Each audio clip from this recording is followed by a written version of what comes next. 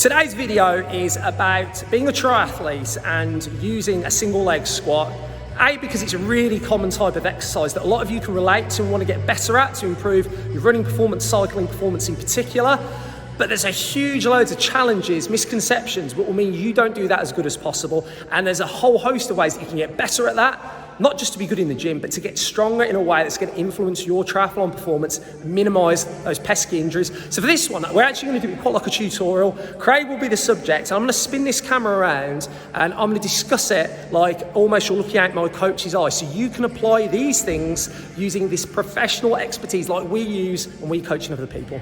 So the first thing we're going to look at is setup. Now, in the world of perfection, Craig should be able to do a single leg squat all the way down so his buttocks almost touch the floor. The reality is, as most triathletes, you're going to have very stiff ankles because you run lots, and you're probably going to potentially have some long levers, which means going that deep for most of you just will not happen. You could do it every day of the week, it just will not happen. So the first thing we're going to do is use a setup. So Craig's got this bench behind him, and he's just going to do a single leg squat down to this bench now.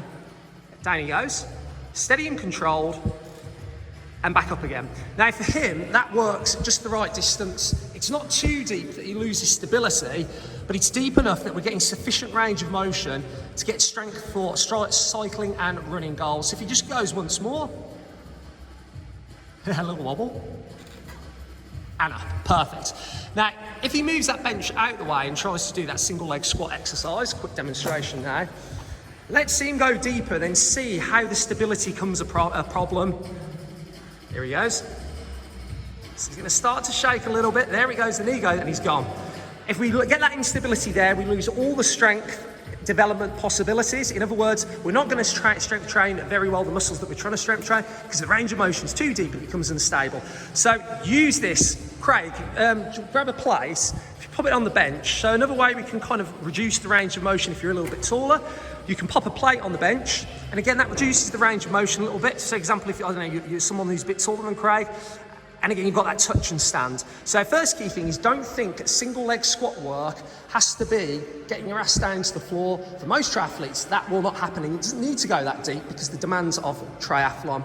So if we just pop that plate away, there we go, splendid. Super. So what we're going to have a look at now is, now we've got that set up, is the actual exercise itself. Now you'll notice we're also using a bench because of the reason you want something to work towards.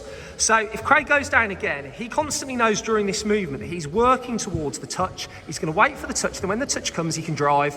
Now if you don't have that, the chances are you're going to be thinking about, am I deep enough?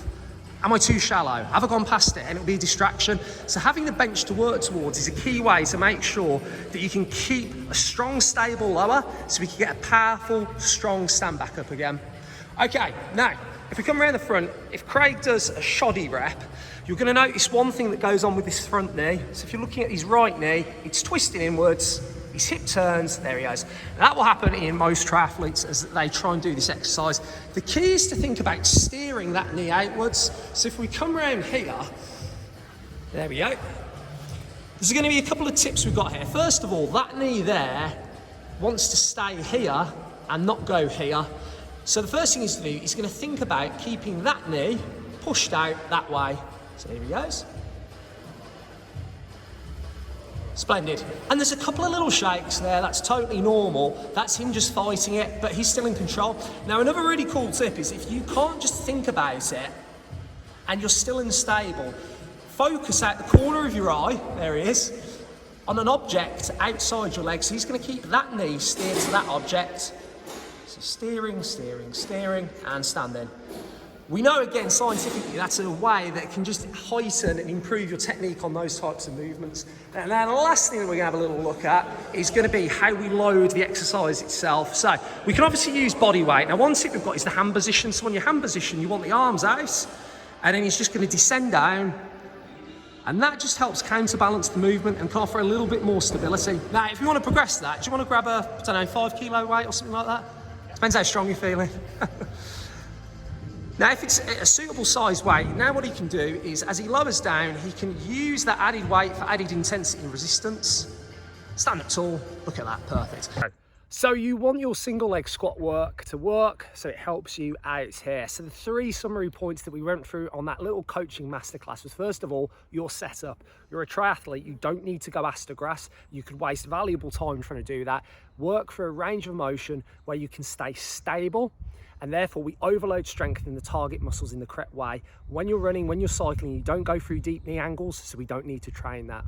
Secondly, make sure that you're progressing it. Don't just stay doing body weight forever. We know your strength isn't going to improve then, and we know your ability to use that strength when you run or cycle isn't going to improve. So we showed you how you can hold weight and manipulate and use weight to be able to advance this type of exercise. And then finally, technically, steer that knee outwards. But you might already know that. So use those couple of little tips we used in terms of thinking where your knee wants to go, or using that nice little external object to keep the knee out towards it, which can usually just make the difference. Good luck.